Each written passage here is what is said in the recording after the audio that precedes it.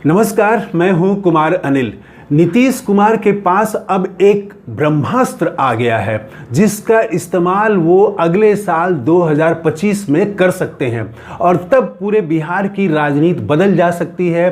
तेजस्वी यादव के सामने नई चुनौती आ गई है, उन्हें नए सिरे से रणनीति बनानी पड़ेगी।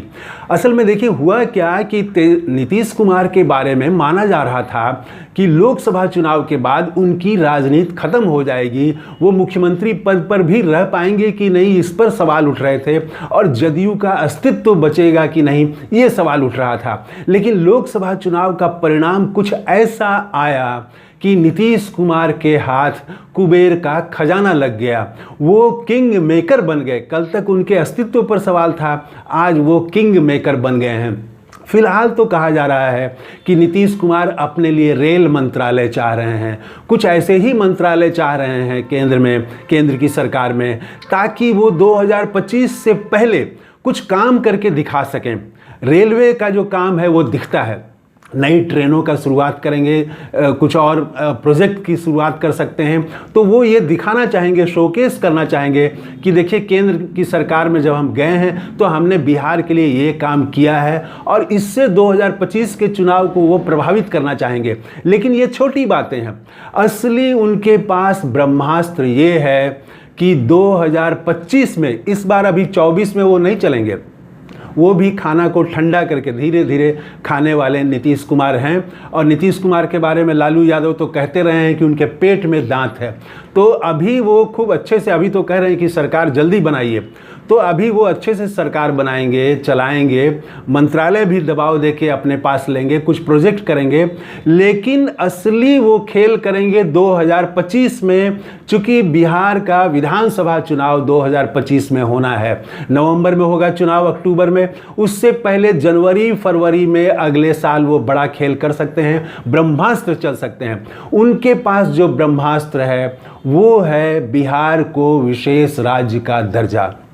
इस सवाल पर अगर वो माहौल बनाने लगे, 1 महीना तक वो माहौल बनाए, हालांकि ये मांग केंद्र सरकार देगी, मोदी सरकार, इस पर शक है, इस पर बहुत तरह का सवाल है। लोगों का कहना है कि अगर बिहार को मिलेगा तो दूसरे राज्य भी विशेष दर्जा मांगेंगे, तो ये थोड़ा कठिन मांग है। लेकिन अगर वो विशेष राज्य का दर्जा मांग हासिल कर लेते हैं तब तो पूरे बिहार का परिदृश्य बदल जाएगा।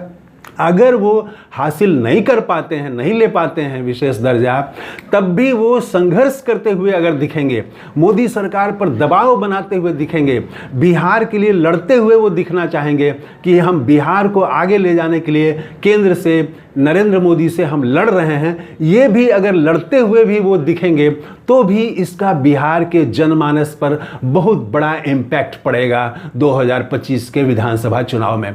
इसके अलावा वो एक और मांग कर सकते हैं, एक छोटा ब्रह्मास्त्र आप उसको कह सकते हैं, कि वो पूरे देश भर में जाति गणना, कास्ट सेंसस की मांग कर सकते हैं।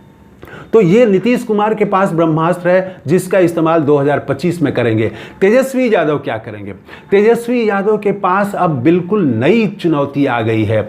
2025 में तेजस्वी यादव ये कह के नहीं समर्थन पा सकते हैं कि 17 महीने में हमने क्या क्या किया।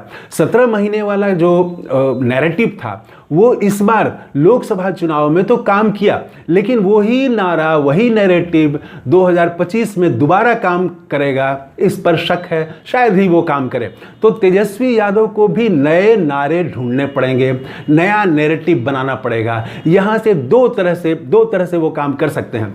पहला तो ये कि तेजस्वी यादव खुद ही बिहार को विशेष राज्य का दर्जा देने की मांग उठा दें, 2024 से ही, इसी साल से वो उठा दें कि भाई अब तो आपके डबल इंजन की सरकार है, केंद्र में भी आपकी सरकार है और बड़े बड़े मंत्री हैं आपके नीतीश कुमार के, तो नीतीश कुमार को अभी से ही एक दबाव बनाना शुरू करें उन पर कि आप विशेष राज्य का दर्जा मांगिए।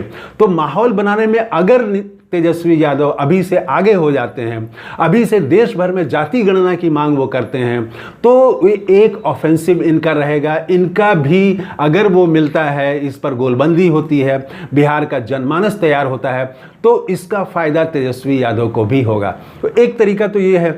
कि जो नीतीश कुमार 2025 में उठाने वाले हैं उसको अभी से ही तेजस्वी यादव खुद ही उठाना शुरू कर दें।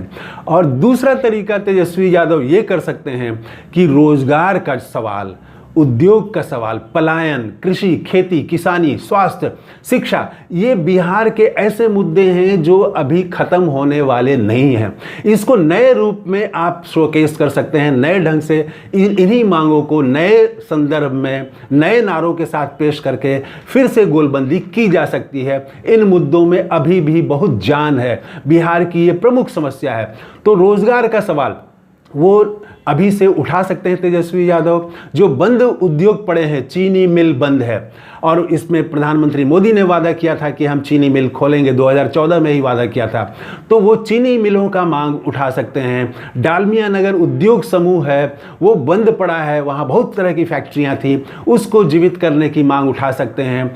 और अलग अलग क्षेत्रों में जो कृषि उत्पाद है बिहार में, तो कृषि उत्पाद आधारित उद्योग खड़ा करने की मांग कर सकते हैं, प्रोसेसिंग प्लांट बैठाने की, ताकि यहाँ रोजगार मिले नौजवानों को, किसानों को उचित फसल की कीमत मिले। स्वास्थ्य और शिक्षा का सवाल, इस पर एक नया अभियान तेजस्वी यादव को शुरू करना पड़ेगा, नए नारे के साथ नया नैरेटिव बनाना पड़ेगा। तेजस्वी यादव के लिए चुनौतियां बढ़ गई हैं। कल तक तेजस्वी यादव के लिए बहुत आसान माना जा रहा था कि 2025 में उनकी राह आसान है, लेकिन अब जो लोकसभा चुनाव के बाद परिदृश्य बना है, जो स्थिति आई है उत्पन्न होके, उसमें नीतीश कुमार पहले से मजबूत हो गए हैं, केंद्र की सरकार उन पर निर्भर है और उनके कई मंत्री होंगे और उनके पास एक जो हमने चर्चा की कि ब्रह्मास्त्र भी है। तो ये अब नई स्थिति हो गई है। बिहार की राजनीति लोकसभा चुनाव के बाद पूरी तरह से बदल गई है। इस बदली हुई स्थिति में तेजस्वी यादव को भी अपने नई रणनीति बनानी पड़ेगी, नया गियर देना पड़ेगा अपनी राजनीति को, और नया गियर दे करके फिर से वो एक अभियान, एक गोलबंदी शुरू करनी पड़ेगी। तो इसके अलावा वो जो जाति समीकरण है वो सब तो चुनाव के वक्त आता है, पहले से भी उसकी तैयारी होती है। वो एक सामाजिक समीकरण बनाने की वो भी कोशिश करनी पड़ेगी। लेकिन बिहार में राजनीतिक मुद्दा ये तय करना पड़ेगा, नया राजनीतिक नैरेटिव तय करना पड़ेगा। डबल इंजन की सरकार में तेजस्वी यादव कैसे घेरते हैं अपने चाचा को, ये देखना होगा। तो चाचा और भतीजे की जो लड़ाई है, नीतीश कुमार और तेजस्वी यादव के बीच जो लड़ाई है, वो अब नए दौर में जा रही है। एक नया रेस, एक नया संघर्ष, एक नई जंग बिहार में देखने को मिलेगी। तो थैंक यू, धन्यवाद, जय हिंद।